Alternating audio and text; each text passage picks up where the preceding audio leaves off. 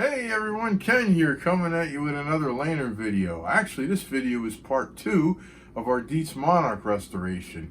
And I've been really busy for the last couple of weeks. I apologize I didn't have a video last week, but you'll see why when you watch the following little snippets that I filmed, unfortunately without my cameraman. However, he is back now. We're filming this.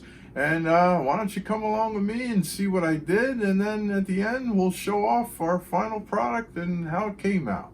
Alright guys, so I'm out in the garage and working on the donor lantern here, and lo and behold, I had it soaking for a while with some of the special sauce that I use, and was actually able to pop out the burner pretty easily. Look at that, soaked it down pretty well, and also just soaked around the outer edge of the cap too with the special stuff. And look at that, that popped right out too. I was amazed how easily that came out. I thought I was going to have to get down inside and put some in there and turn it upside down and let it soak, but all I did was take you see the remnants of the paper towel here and the pliers, and just very lightly, a little light squeeze on it, and I figured, well, there's already a little bit of a damage to it there. See, I didn't do that. That didn't incur for me. That was already there. So I figured, why not? But it came out really easy. So, yeah, there we go.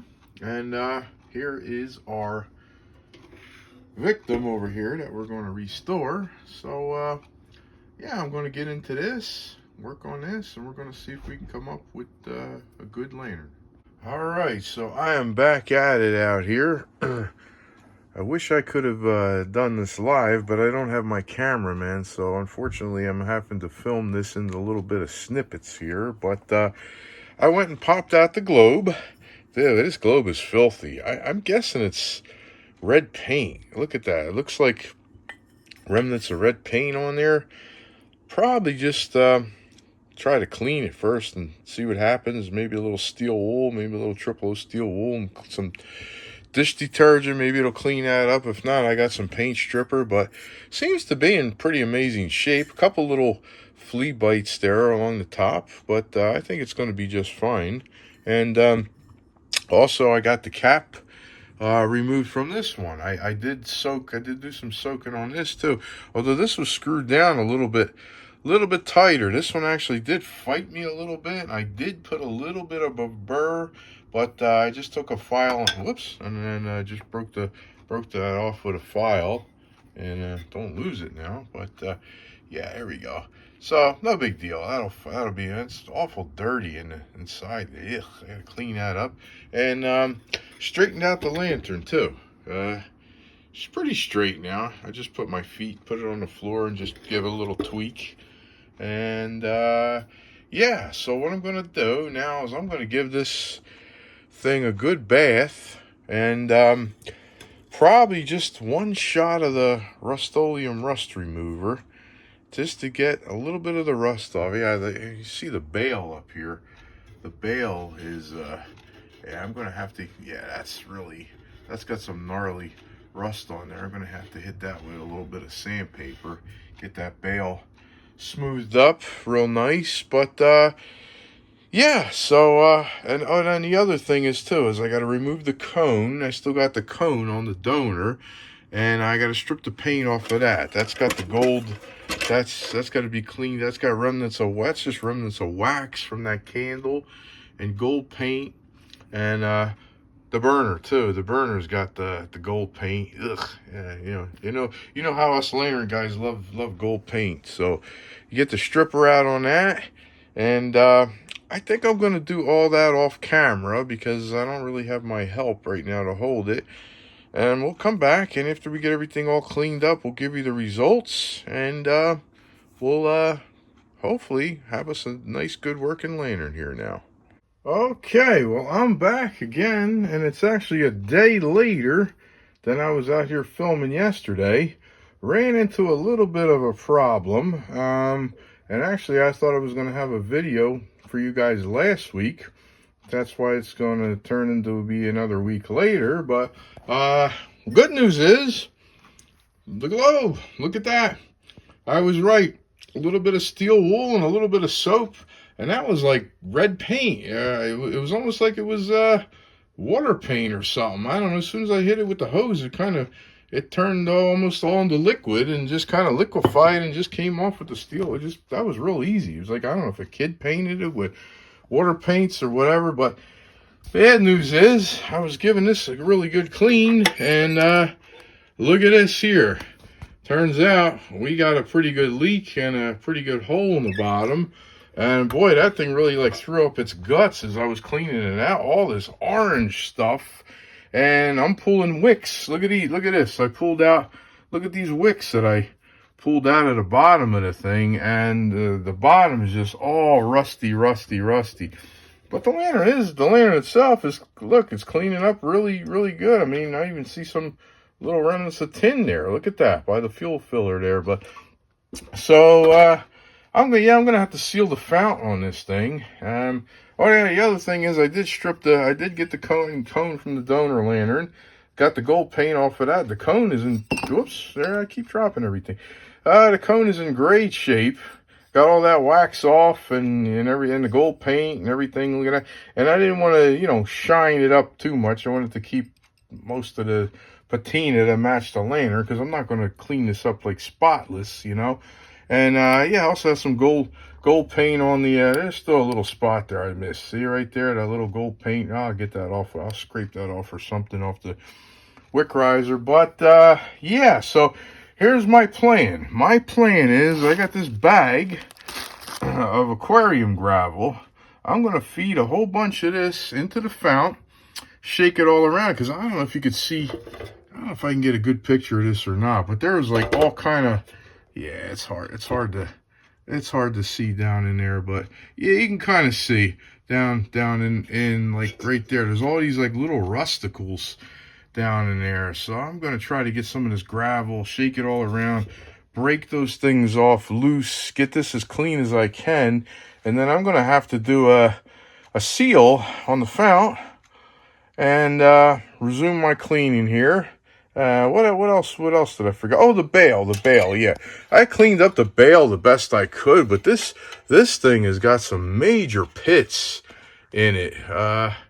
Yeah, let's see. It's not going to focus for me, is it? But yeah, I might just have to end up being satisfied with this bail, because in order to get these pits out, I'm going to have to thin this thing down by a whole lot. Yeah, it's going to get really thin. So I think I'm just going to have to use some rust remover and kind of go with it. But so that's my next plan, is we're going to clean this fount out. We're going to seal the fount and take it from there. All right, so I went and I put a whole bunch of this aquarium gravel in there, as you can hear it.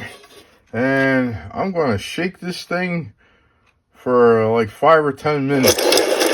Like a real vigorous, and wow, I could look in there. You can't, yeah, I don't know if you can see it, but the gravel is already turning rust color. So it is working. It's scraping the rust off the bottom. So I'm going to give this a good shake for like 10 minutes and then pour out all this gravel and then give it a good rinse out with some acetone and then let that dry real good. Tape off the hole, and I'm going to put some seal oil in there. And that's probably going to be it for a couple days. Let that cure for a couple days. And I'm going to do a leak test before I do any further work on this. But my next little snippet is probably going to be a couple days later. So yeah, I'm shooting to have my video up for next week. Like I said, I'm sorry I skipped a week, but I didn't plan on running into this problem. I thought I was going to be able to wipe this out in a day, but yeah, when you get these leaks like this and things happen, unfortunately, that's where we're at. Okay, guys, so here I am back. It's been days and days later. The seal oil has dried, and I just filled this thing with some water. Doing a little leak test here. Everything looks good. You can see that water kind of swishing around in there. And what I did is I went ahead and put a little bit of JB Weld over that. There was a little hole there where it was leaking from. So I got to seal all the JB weld.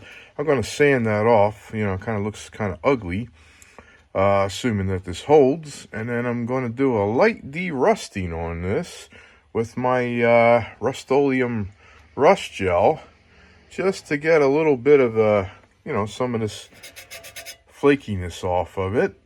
And then put a coat of ballistol on there. And I think I'm going to put this thing back together.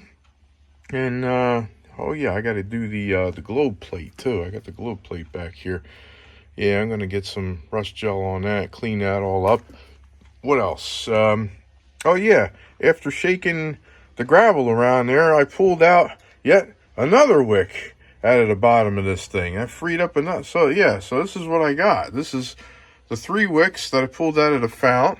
And here's the wick that was in the burner. And I still do have to clean up the fuel cap here. I forgot which fuel cap came out of this one, but I got one's from the donor. I'll take the best one and put it in there. But yeah, so hopefully my next little snippet here is going to be a done lantern here. So let's hope for the best. Let's check. Everything's dry. Yep. Water's still swishing around in there. And I think we're just fine. I don't think this thing is going to leak now. So let's hope for the best and hope we'll get a done lantern real soon. Okay, so after all that, I finally got it put together and it's done. And here it is. I think it came out pretty good considering. Although I thought maybe it would come out a little better. I mean, there was, you know, those problems with the holes and things that it was kind of unexpected. And, you know, like I said about the bail, this is kind of the best I can do with it. But I think it kind of gives it a kind of unique look. It's kind of a pitted, kind of fancy, schmancy look to it. So, yeah, all in all, you know, I did a little light de-rusting, like I said, not too much. That's why I like that Rust-Oleum, because you can do as little or as much as you want to do. And, you know, it doesn't look like I did a whole heck of a lot to it, but still maintains its character and its patina, and yet, you know, it's not a rust bucket. So, yeah, without further ado, why don't we light it up, and let's check it out. Got a brand new wick in there, and I think it's a pretty good burner. Pretty nice lantern overall, and yeah, there we have it. I think it's pretty nice. I mean, although it does have a little dent here too, but I think that adds character, and it doesn't inhibit the functioning of the lift mechanism, fortunately. But yeah, there it is. A lot of work on this one, but I gotta say I'm proud of it. I was trying to read the patent dates. The patent dates are really tough to read. I probably got to get out my magnifying glass to. I almost think the last one looks like a 13. If anybody out there can correct me if I'm wrong, but I'm thinking prior to 1913. I'm thinking this is maybe from the late teens, the early 20s, but you know, it's got the small filler cap and the flat fount, so I know it's an early one with the soldered bottom and everything. But yeah, there we have it. There's another one wrapped up, and thanks everybody for watching. Thank you for some new subscribers that I just got, and everybody stay safe, take care, and we'll see you real soon with another lantern video. Bye bye.